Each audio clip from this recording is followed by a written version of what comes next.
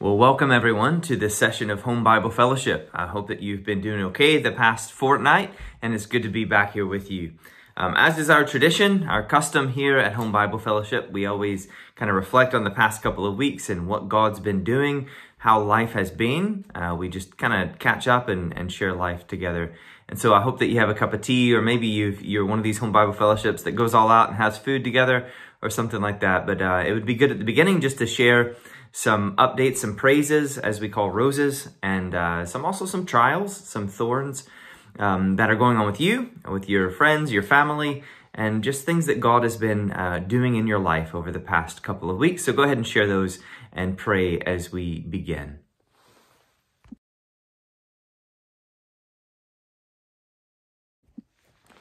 The past few Sunday mornings, we've been really looking a lot of who we are. We've been looking at the book of Genesis, and a couple of weeks ago, Matthew preached on a biblical theology of work and rest. And so we're going to reflect on that a bit, as well as this past Sunday, I reflect there on really a biblical theology of what it means to be human, created in the image of God. And so these two things we're going to look at, they're part and parcel of the same thing. Who we are as humans and the role and the jobs that God has given us to do. So where we're going to be is in our scripture reading for this time round. If you start reading in Genesis chapter 1, starting in verse 26, and it's a bit of a long reading, but it's okay. I think you'll manage. Genesis 1:26, and then we'll read the whole of chapter 2.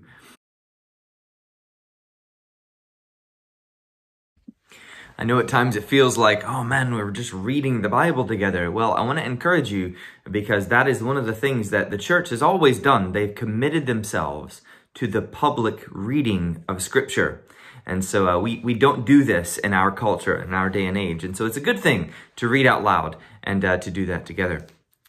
As we're looking at this, though, we find in Genesis chapter 1, verse 26, we see the account of how God created man in his image and in his likeness. The first thing that I want us to discuss in our Home Bible Fellowship is on this topic of what it means to be created by God in his image and in his likeness, unique from the animals. What does this mean? How are human beings different than animals?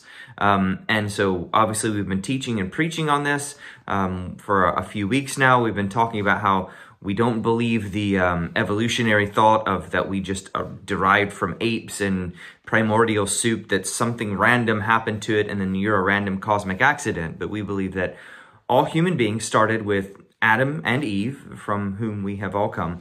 And we believe the biblical account here. But as the Bible specifies in Genesis 1:26 and following, I want you to discuss how are humans, in any way that we are, how are we different than any other animal? So discuss that just now.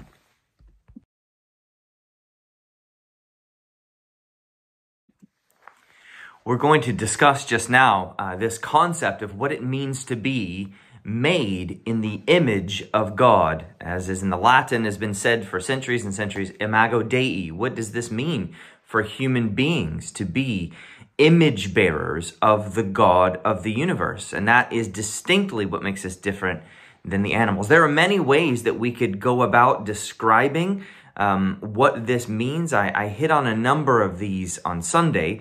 I talked about just by nature of who we are, the things that are true about humans that aren't true of animals, for example, that and the way in which we are made in the image of God, how we're going to live forever as spirit beings created in the image of God, whereas the animals aren't. Things like our relationship to God and our relationship to one another that animals don't have, for example. And then by nature, our role that God has given us. So why don't you discuss, what does it mean in all the facets? What does it mean to be created in the image of God, those who bear his image? What does that mean? What does that mean for our role and function on the earth? And as you talk about what that means, what are the implications of that? So, for example, how should we think about all human beings? How should we care for people who, every single human being, they are image bearers of the King of Glory. Even if you don't like people, they are image bearers. And so how should that impact the way that we see and value human life from infancy, from even before that, even from in the womb? How should Christians care about these images of God that God himself has given?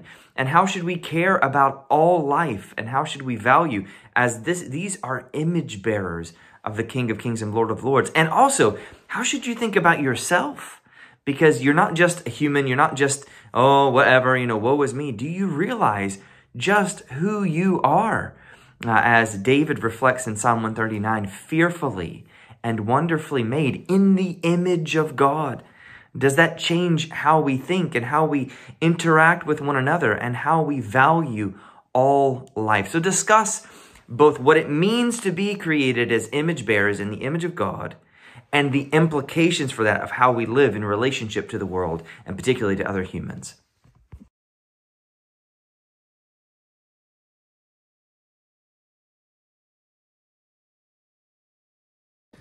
Well, God created us not only in his image and in his likeness, but he created us to have dominion, didn't he? To have dominion over the birds of the heavens and over all the livestock. And so here, what does that mean in your life as you think about your work and your role? Here I am in my garden. I've got my wee flock. Chook, chook, chook, chook. Here they come running. All right, and they love me because I give them food. But what does it mean? Maybe you have to prune the trees and you have to beat back all the dead things and you have to try to make things be fruitful, or you care for all the living things. What does it mean to glorify God in all these areas as we have dominion and to do that with other people? God said it isn't good for man to be alone, but he will make a helper fit for him. And so, we do this with other people as well. We're not good to do this alone. So discuss in your own life. If you remember Matthew telling us a few weeks ago just about our role, our job, that how we work to the glory of God. What does that look like in your life? How do you work to the glory of God? How do you produce and be creative as he is? How do you care for things? And so discuss these things of what does it mean in our lives to have dominion over all that he has given us as his image bearers, to rule in his behalf. What does this look like in our day-to-day lives? And as we sort of bring this to a close, also discuss the need for not just working all the time, but having this balance of work and rest. We are to, in 6 days, do all our labor and work hard, and on the 7th day rest as God did. So discuss these things of what does it mean to work? What are the roles and the functions? Even if you don't get paid for your employment, what are the functions and roles of work to have dominion over all that God has given you? How do you display his glory in all these ways? And how do you make sure that you have time to work hard to his glory, but also to rest? And I think that'll finish us off. God bless you.